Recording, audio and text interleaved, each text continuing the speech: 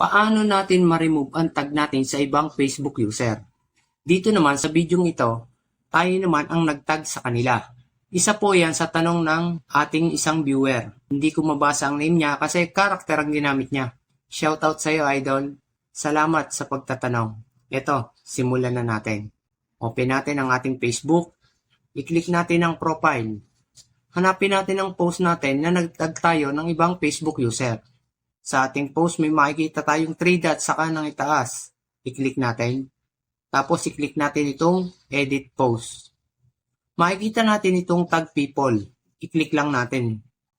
Dito makikita natin na may checkbox sa gilid ng pangalan ng Facebook user na ating naitag. I-click lang natin yung box para ma-uncheck. Pagkatapos, i-click lang natin ulit itong arrow sa kaliwang itaas o yung tinatawag nating back. Makikita natin sa itaas yung save. Pero, hindi natin ito may click. Kailangan kasi color blue yan. Nangyayari yan kung ang post mo na naitag sa ibang Facebook user ay walang caption.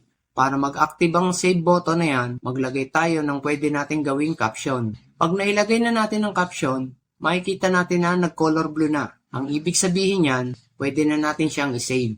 Kung nakatulong sa iyo ang video ito, isang like at follow para lagi kang updated sa next useful tips video ko. Maraming salamat sa panonood.